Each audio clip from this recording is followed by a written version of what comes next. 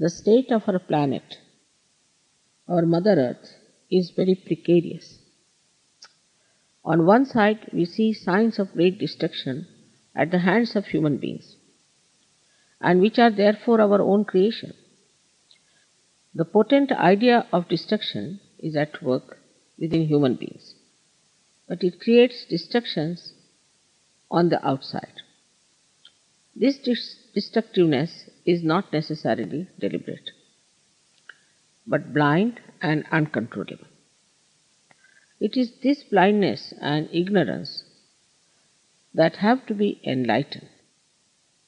According to the ancient Puranas of India, it is precisely these dark days of Kali Yuga or modern times that are the times for en masse self-realization or the age of enlightenment.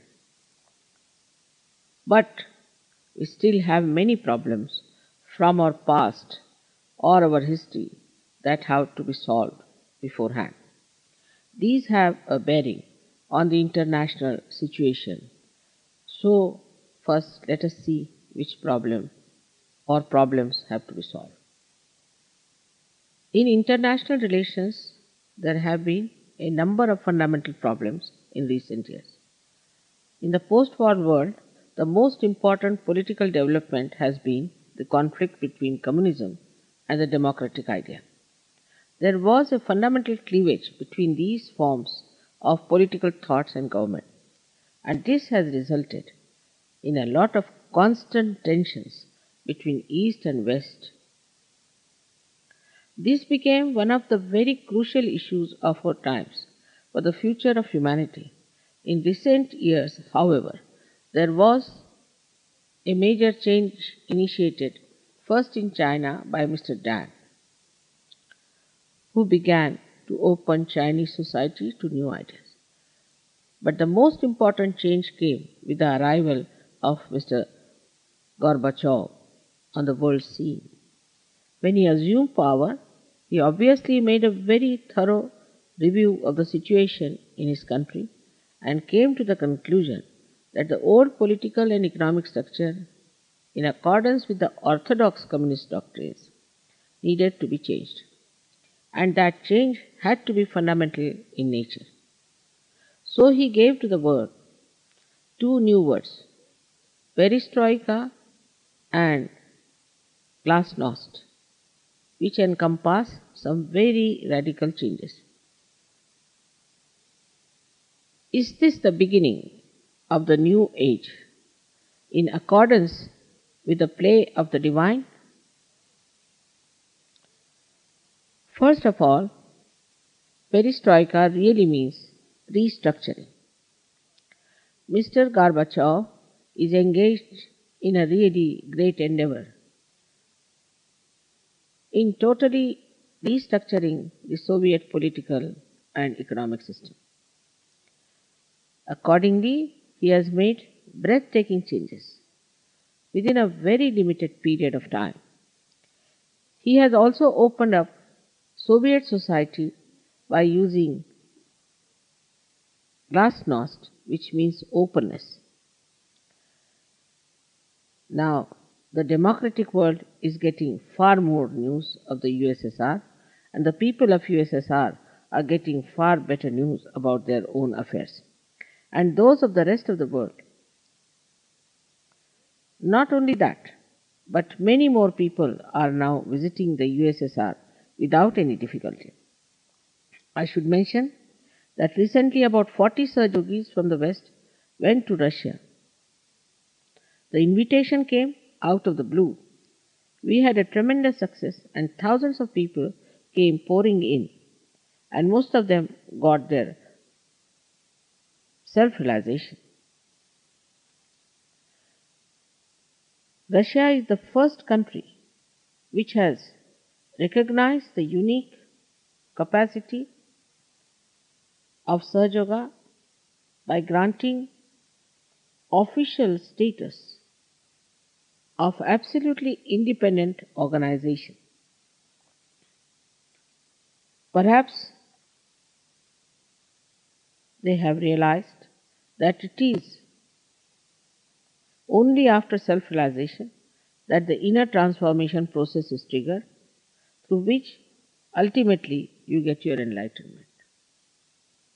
This is our guess. But even on the spiritual level, as far as international relations are concerned, Mr. Gorbachev and his new policies have resulted in the lessening of tensions between East and West. In fact, by a very wise approach, Mr. Gorbachev has taken a number of initiatives to demonstrate that he does not believe in East-West conflict at all, but rather in East-West cooperation. Perhaps he believes that by reducing pressure from the reformed Soviet side, the aim of bringing about a better relationship between the peoples of different parts of the world could be easily achieved. By gradually creating in this way a deeper sense of security, world peace could be finally established. He has shown by his initiatives with regard to disarmament in particular that he no longer wants to take a stand on the basis of a mighty military force that has been perceived over the years as a threat to freedom in the West. He has shown remarkably his courage in the nuclear field and even in the field of conventional forces, and has continued zealous negotiations between East and West for overall disarmament. We should now appreciate how the apprehensions of the West are losing their substance. This is so obvious today in the views that have been expressed by a number of countries in the Western Alliance. For example, West Germany, who was once the bitter enemy of the Soviet Union, now feels that the changes that have taken place in Russia are not merely cosmetic, but they are fundamental changes. The conclusion is that the West should now respond in a suitable way. Although some countries have not really responded, the results are evident. Thus, East-West conflicts have now ceased to be the most fundamental point of conflict in the world. When there is a much better understanding between the two superpowers and their allies, this naturally also has an effect on thinking in the NATO alliance. Not that one can say that all the problems are solved, but it is certainly not problem number one anymore. Then what is the problem? The world must decide that it can do to ease the labor pains of the birth of a democratic Russia, and also decide how to tell the truth about the problems of the so-called free world without any egotism. This is the great challenge for the honesty and devotion to peace of the Western world. This is the moment for them to formulate a clear policy as to how to help that process, as well as diligently and wisely working out through profound introspection how to establish security and peace within their own countries and to curb the self-destructive ventures of their own people. If this policy is the right one, and this process is supported in a pragmatic and humanistic way, then very quickly these changes will be miraculously consolidated, and we will see a more humane, freer society in the communist world.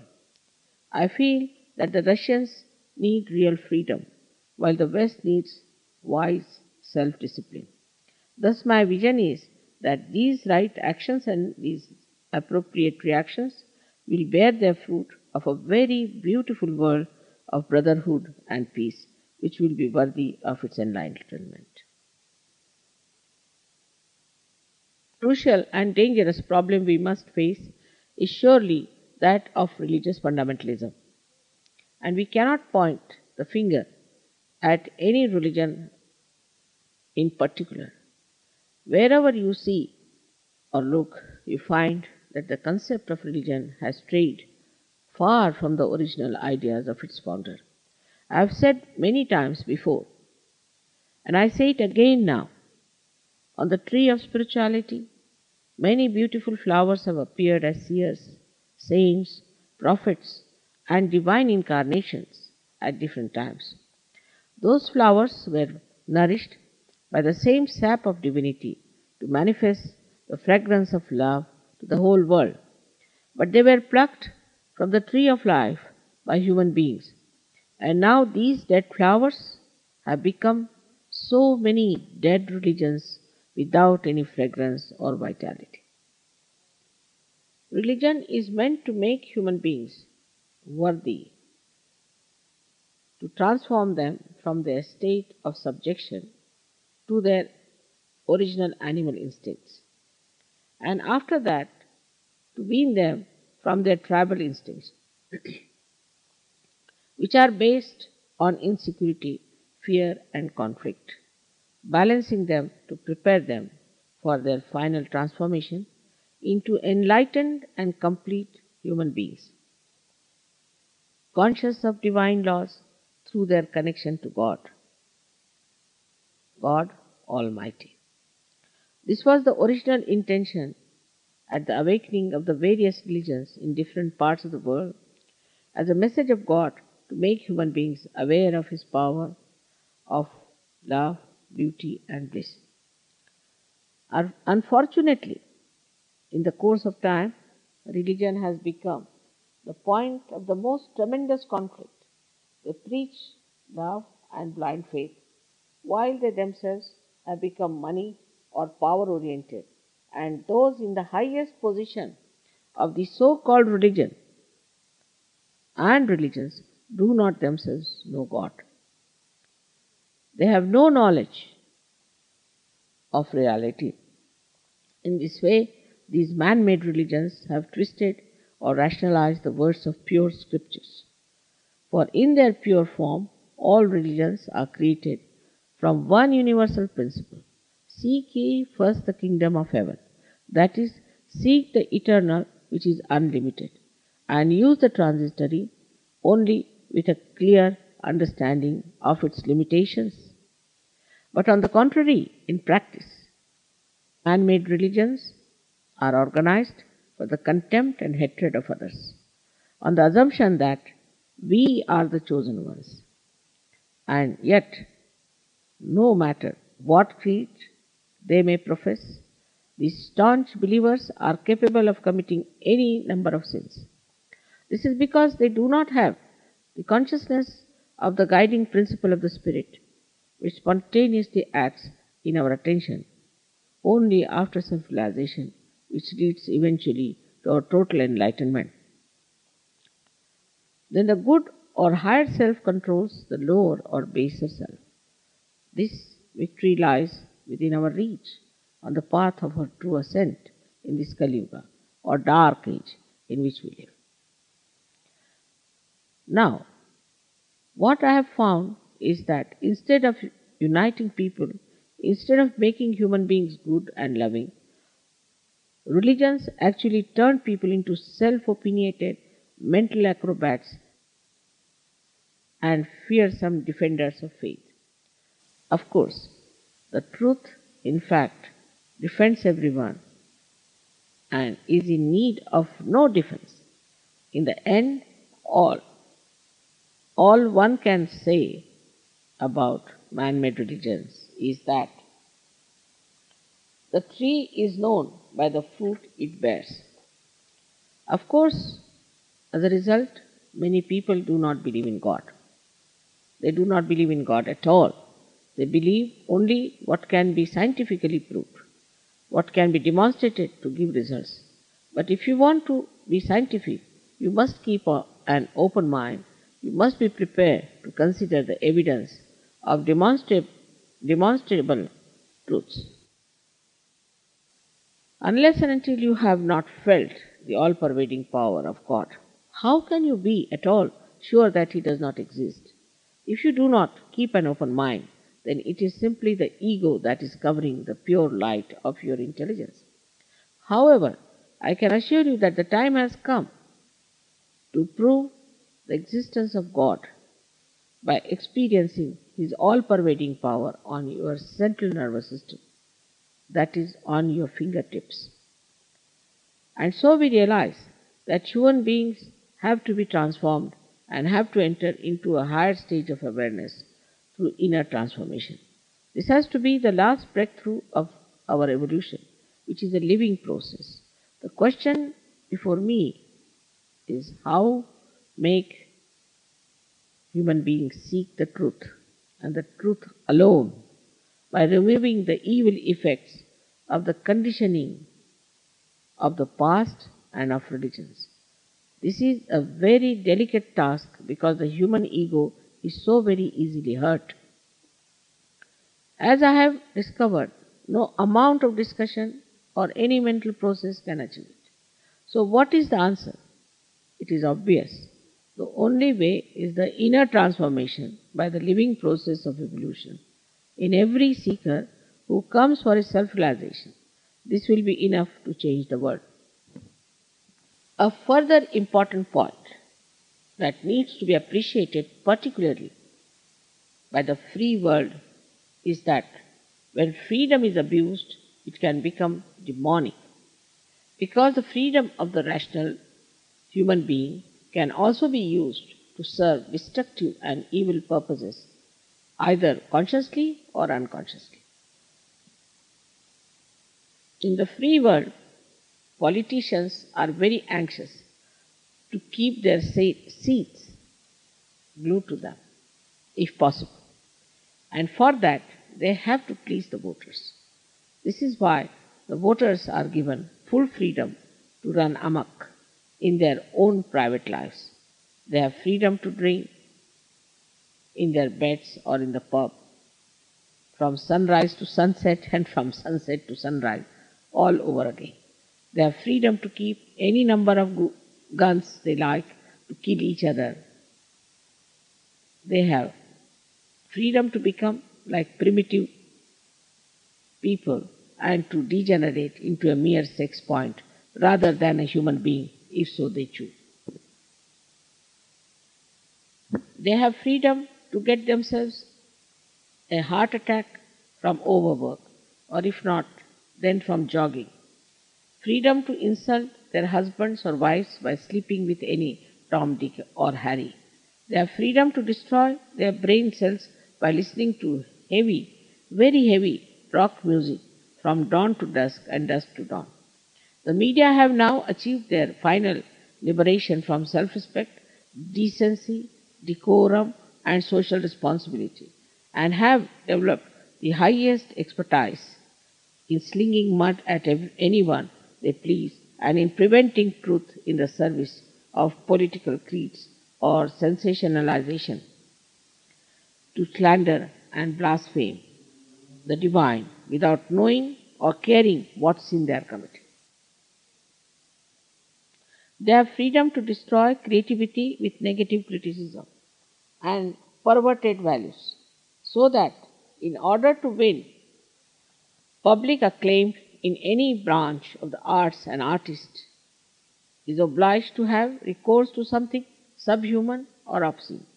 They have freedom to burn their skin in the summer's sun and to sleep without clothes like animals in the winter.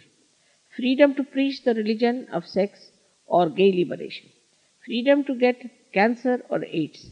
They have freedom to take a black magic spell and spoil their own and others' innocence. Freedom to indulge in any habit they choose, except so far drugs. But maybe tomorrow drugs will be made free as they are already in Amsterdam. They are free to accumulate as much money as they like, regardless of the means. They are free to look stupid and weird, to be the last word in idiocy, to walk and talk in society in the most ghastly and crude manner without even blushing.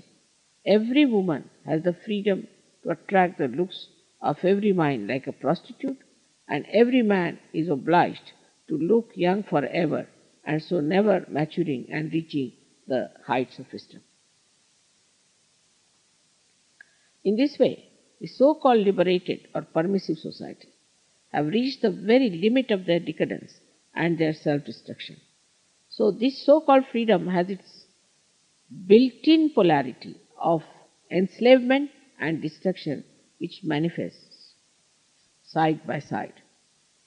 And yet, so often people are blind to evil and no explanation is of any avail. If you try to tell them that they are damaging or destroying themselves, they will just say, so what? What's wrong? This slow suicide or the gradual decaying is done in the name of freedom. But a free society must not mean that human beings are allowed to do what they please, regardless of whether it is evil or good. One has to be aware of the importance of preserving goodness. So let not the free world believe that its battle is against communism. It has a battle on its own country, on its own hands, which it has to face. If it does not recognize that it is itself its own greatest problem, there will be terrible conflict of destruction or survival. And it is the abuse of freedom in the West that is, in my view, the fundamental problem facing the world today. I hope that the Russians will keep their wisdom and their discretion intact and aim for freedom to ascend and not freedom to destroy themselves, as the West is doing by creating a host of plagues such as football hooligans and the mafias, all in the name of freedom. If in a free society, young people and people of mature years can openly take to degrading ways, then there must be a fundamental disease in that society.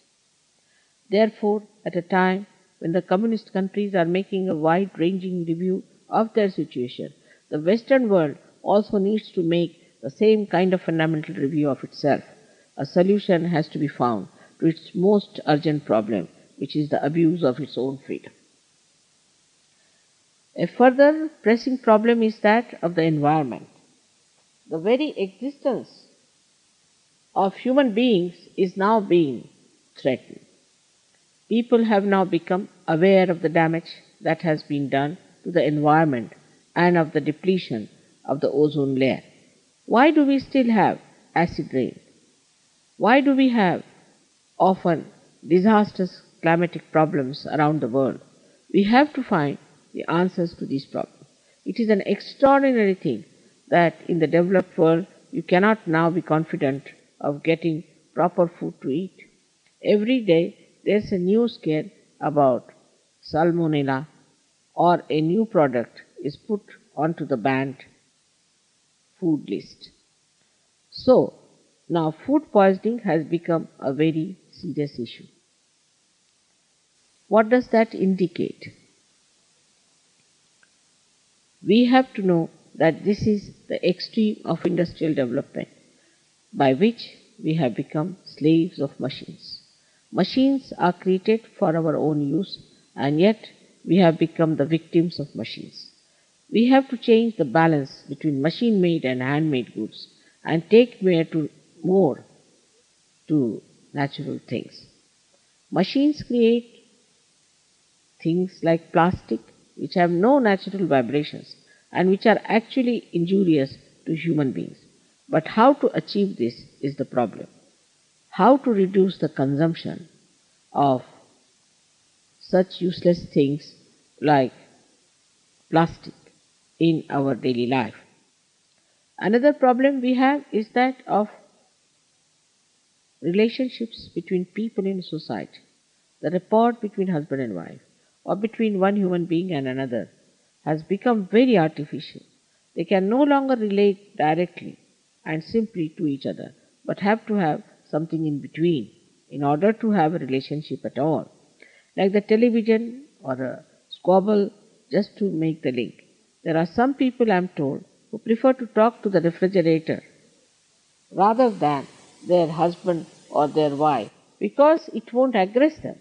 So much so that in developed countries, people's pets have become more important than other human beings. They have their dogs in their beds, on their dining room tables, but they will push their babies out into another room. They will entertain their dogs or their cats at their own table for their birthday, while thousands of human beings cannot find enough to eat. This is a funny sort of society that we have developed, and we can see that first of all, we have lacked maturity to understand that we are not individual, but we are part and parcel of the whole. Our freedom has not given us the chance to mature, to also know that this world is created by God. He did not create nations. You find very old men running after young girls, old women running after young boys. This is unnatural. There is a terrible increase in child abuse and the destruction of innocence going on. It is as if they cannot bear anyone to be innocent. People cannot even grow old naturally. The other day I saw, for instance, several octogenarian actors and actresses doing a rock and roll and shake sort of a dance. They had no need to. They were shaking themselves quite naturally with walking sticks in their hands. All these things might appear funny, but they are in fact very serious. And a country which is filled with such immature, insane, sick people will explore anything regardless of its value for our growth and our ascent. It is people who make society, and it is the society that preserves the country. So all these crazy things that come from this sort of freedom have to be brought round and cured, or these countries will be ruined in no time. To my mind, there is only one solution, that is the transformation of human beings. Now, this transformation is possible here and now and on a mass scale. I would like to show you on another occasion how it can be done and how to work out the emancipation of human beings spontaneously and effortlessly and without paying a penny for it. Let me show you one day how through Sahaja Yoga you can transform yourself and change the world.